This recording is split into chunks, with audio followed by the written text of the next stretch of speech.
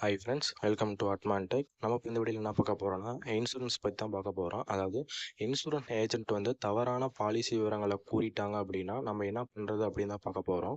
பொதுவாக இன்சூரன்ஸ் ஏஜென்ட்டாக பணிபுரியவர்கள் வந்து ஒரு குறிப்பிட்ட எண்ணிக்கையிலான வாடிக்கையாளர்களை வந்து பாலிசிகளுக்கு கையெழுத்திட வைக்க வேண்டும் அப்படிங்கிற ஒரு டார்கெட்டை வந்து இன்சூரன்ஸ் நிறுவனங்கள் வந்து கொடுத்துருப்பாங்க. ஒவ்வொரு பாலிசிக்கும் ஏஜென்ட்டிற்கும் கமிஷன் கிடைக்கும். பெரும்பாலான இன்சூரன்ஸ் ஏஜென்ட்டுகள் வந்து படிப்பறிவு இல்லாத அல்லது கீழ்த்தட்டு நடுத்தர வர்க்க மக்களை தான் வந்து குறி வைப்பாங்க. படிப்பறிவு இல்லாத நபர்கள் வந்து தங்களுக்கு கிடைக்க போகும் அதிகப்படியான பணம் மீது ஆசை கொண்டு இது போன்ற ஒரு திட்டங்களுக்கு வந்து பலியாகி விடுறாங்க. ஒரு சில இன்சூரன்ஸ் ஏஜென்ட்டுகள் வந்து தங்களது வாடிக்கையாளர்கள்ட்ட வந்து தவறான தகவல்களை வந்து தெரிவிப்பதனால இன்சூரன்ஸ் நிறுவனங்கள் வந்து அதற்கான விளைவுகளை சந்திக்க வேண்டியிருக்கு. இது போன்ற ஒரு நிகழ்வு வந்துட்டு ஆல்ரெடி நடந்திருக்கு.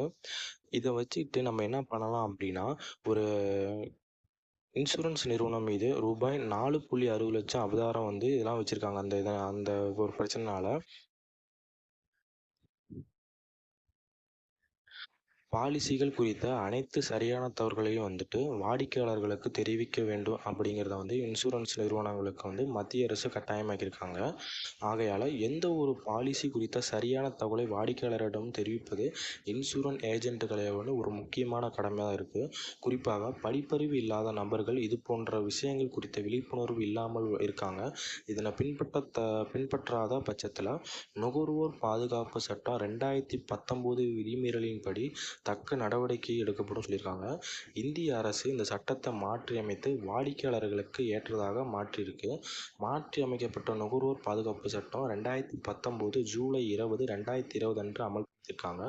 வாடிக்கையாளர்களின் தேவை மற்றும் உரிமைகளை பாதுகாக்க மத்திய அரசு வந்து இது இருக்குது. நம்ம என்ன பண்ணணும் அப்படின்னு சப்போஸ் வந்து திருப்பி அவங்க சொல்லும்போது நமக்கு வந்துட்டு அந்த தகவல் மேலே நம்பிக்கை இல்லாத பட்சத்தில் அவங்களுக்கு வந்து நம்ம வந்து தவிர்க்கிறது இது ஒரு பெஸ்ட் எக்ஸாம்பிள் அப்படின்னா, பஞ்சாபில் மொஹாலியில் வசிக்கும் அம்ரிஜித் கவுர் என்ற பெண்ணுக்கு வந்து நடந்திருக்கு. இவர் வந்து மகேந்திரா அதாவது ஒரு மியூச்சுவல் ஃபண்டில் வந்துட்டு இவங்க வந்து இன்சூரன்ஸ் பண்ணியிருக்காங்க. அதாவது அந்த இது வந்துட்டு 4.60 லட்சம் ரூபாய் மதிப்பிலான ஒரு இன்சூரன்ஸ் பாலிசி வந்து எடுத்திருக்காங்க. 3 வருடங்கள் கழித்து பணத்தை வித்ட்ரா செய்யும்போது அவருக்கு வெறும் 32,000 மட்டுமே வந்து கிடைச்சிருக்கு. இதனால் வந்து மொஹாலி மாவட்டத்தில் இருக்கக்கூடிய காவல் நிலையத்தில் அம்ரிஜ் இன்சூரன்ஸ் நிறுவனம் மீது ஒரு புகாரை வந்து செய்கிறாரு.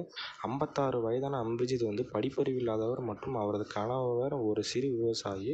பாலிசிக்கான படிவங்கள் அனைத்தும் ஆங்கிலத்தில் இருந்தாலும் இவர் வந்து எந்த ஒரு தகவலையும் தெரிந்து கொள்ளாமல் கை நாட்டையும் மட்டும் வச்சிருக்காரு. 2009ஆம் ஆண்டு இந்த பாலிசியில் அம்ரிஜித் பணத்தை முதலீடு செஞ்சிருக்காரு.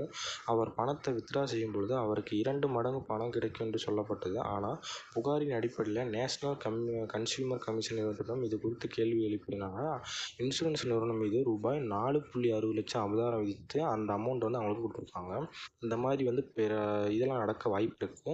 அதனால் தவறான இதுக்கு பதில் பட்சத்தில் நீங்கள் வந்து கேர்ஃபுல்லாக அதை படிச்சுட்டு பாருங்கள்.